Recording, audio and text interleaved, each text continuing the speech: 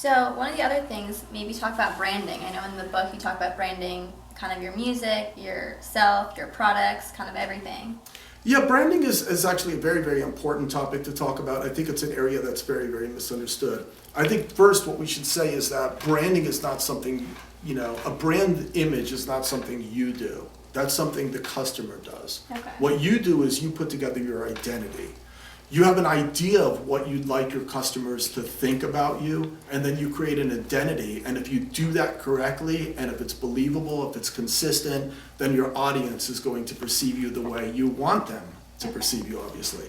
If you don't think about this stuff, and you really are not clear about what your identity is, and you just kind of, put yourself out there however you kind of feel at the moment, your audience might get confused. They might not be clear about what it is you do. It might not be strong enough to mean anything to them. And you might go unnoticed. So essentially branding, first and foremost, is very, very important. And there's a couple steps that you can take to brand yourself. Should I talk about them? Yeah. Okay. The first thing is your name, obviously. So Ray is a brand, Bobby Borg is a brand. And our parents do that for us. And hopefully they do a good enough job to where we're not going to want to change our names. But in any case, should it be that you want to change your name, I think it would be no surprise to people that many artists change their name. For example, Will.i.am is not obviously Will.i.am. It's William was his first name, and he came up with the creative name of making his name a little bit more memorable. So, that's kind of the idea behind that. In the best case scenario, your band name evokes some sort of emotion, that hopefully is what you do. Right. Cool. And these are kind of things that you can come up with these ideas and use them in your testing and feedback to kind of see if what you're trying to do is working. Good point. Yes, definitely.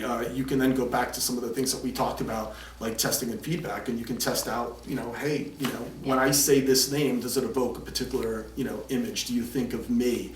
So good, because all of these things work together. Right. So that's one very, very important aspect. All these classes are not like isolated. They all relate to each other. So that's a good point that you brought up. The branding process can also include actually having a slogan. It could actually include having a mascot, if you so choose to do it, like many groups do. And it also is your attitude, how you dress, how you carry yourself. Right. And this is important, and again, something very hard for musicians to think about, because musicians are just all about, it should be about the music, I'm not a model, I'm not a fashion consultant, but it's important, at least at first, because that impression that people immediately have in their mind is going to stick with them, and you want it to be a very concise and very precise and idea that you stand for. Right. And as uncomfortable as it can almost kind of help you when you're at a loss in your music, kind of going back to that brand and redirecting where you're going. Yes, so that you're always clear about what it is that you're doing. And then finally, another element that's important to branding as well is not just the company brand, like Bobby Borg, for example, right? But also the product brand. Obviously, and this would be the product brand, music marketing for the DIY musician. So this is the company, that's the product brand. And what you try to do, obviously, is make sure that they're consistent. Right. Should there be any inconsistency, let's just say, for example, all of a sudden I decided that I wanted to start writing about romance novels. It might dilute this brand. It might be like, whoa, what is he doing? Right. So in that case, I might want to separate this company brand from that product and create maybe what's called a separation strategy.